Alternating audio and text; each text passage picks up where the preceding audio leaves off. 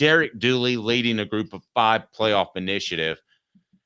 Why in the world is he in charge of this? Tell me more about Derek Dooley getting involved with the NCAA and a group of 5 playoff initiative. For those of you who are not aware, Derek Dooley has spent the past 2 years as an analyst at Alabama. I'm assuming he wasn't retained by Kalen DeBoer. That's my guess. I don't know that. I have no knowledge. However, Well, then he was in Missouri, where most people thought he was doing a decent job. But anyway. Yes, I actually thought so too. He is pitching a group of 5 playoff that would be financially backed by private equity sources. The concept would basically be a way to steer some of the revenue that's so disproportionately in favor of the SEC and Big Ten to the group of 5. The idea behind it is this. As college football changes over the next few years, the group of 5 has actually, I think, pulled off a pretty big win, which is successfully guaranteeing themselves a spot in the college football playoff. But the problem is, okay, you can have your little spot in the college football playoff, but you're still going to get lapped and lapped and lapped in revenue. So one of the things they're thinking is, and they've actually played with this a little bit, is kind of an in-season playoff towards the end of the year, right before the college football playoff starts, where they would have a playoff to determine the team that would go to the college football playoff. And honestly, Dave, if you're in the group of 5, that's not a terrible idea, because it's a way to generate extra ratings for yourself over the past the final 3 weeks of the regular season, because everybody would be watching to say which one of these teams is going to get into the playoff. And can we talk about Derek Dooley here for a second? Does he want to be an administrator more than a coach?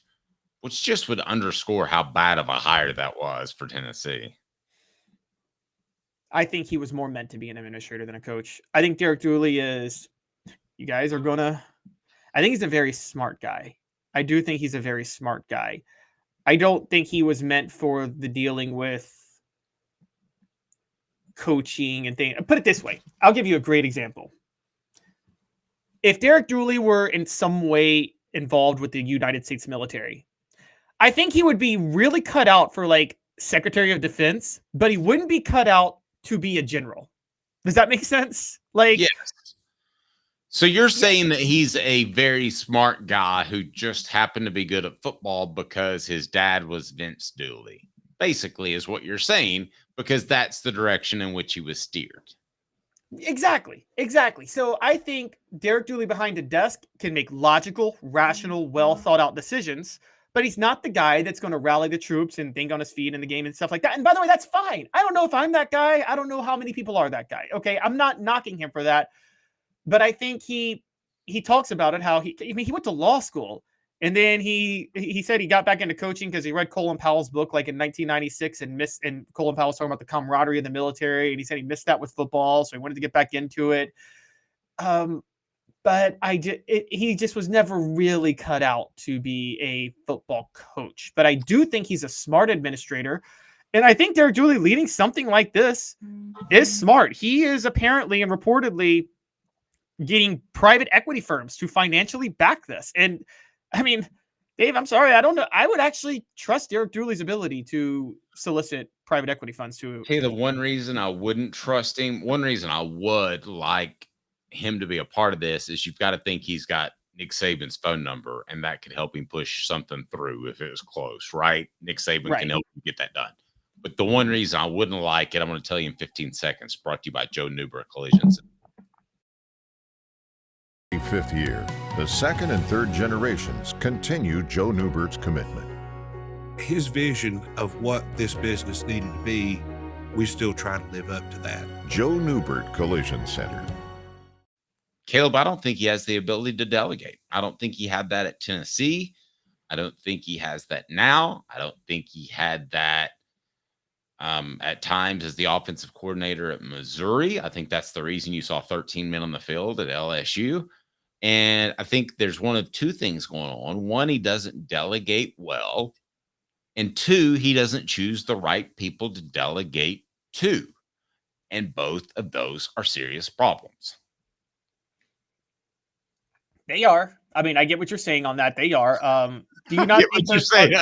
I get what you're saying. Well, That means it's tough to that's tough okay, to I'm overcome. trying to go back through history and look at like there are some coaches who micromanage a lot more than others. Not coaches, but like in administrative roles who micromanage a lot more than others. I don't know how much of a difference that has made in the past. I mean, I know like just going back to it, I know there's many presidents who were very micromanaging and hands-on, and some who did delegate things to everything else. And I don't know if it's totally if there's a through line over who the more successful ones were or not based on that. But I would say that Derek Dooley, I think sometimes in a role like this, I'm not so sure you have to delegate as much as you do in coaching because Golly, you can that kind of seems like make all an the awful decisions. lot to do. I mean, you and I aren't doing anything nearly as massive as trying to pull off a group of 5 playoff, and there's a lot of delegation that has to go on. If not, I would go insano, and you probably would too.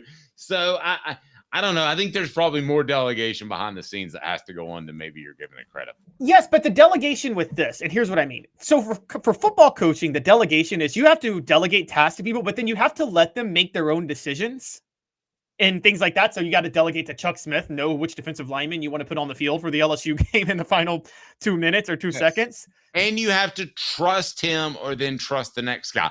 I think Derek Dooley learned a valuable lesson there in that he trusted after that Lance Thompson to be the guy who handled substitutions. And he basically told Chuck Smith that his days as a coach were done. He could still dress like one and be on the sideline if he would like to, but that he was not going to really coach anymore. Yes, but that's the thing with an administrator. This is essentially what he did for the rest of the year. And then it was a bad split. I remember that whole thing. Yeah. But where I'm at is as an administrator, you can make all the actual discretionary decisions and then just delegate tasks that require no decision making to everybody else. I mean, David Stern didn't really delegate when he ran the NBA. It was his league and he made every decision for it. Okay. And Let me ask you this. You pick one word. Derek Dooley as an administrator, and would you trust him to lead the group of 5 into a playoff scenario? Brought to you by our good friends at Dynasty Pools and Spas.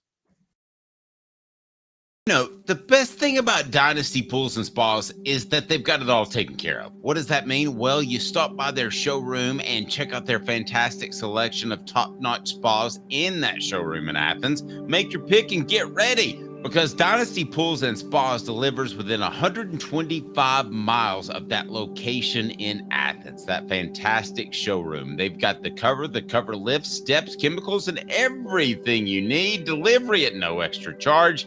They're just down the road in Athens. You pick the spa you want, and it'll be there for you. Oftentimes discounted with military and first responders discounts.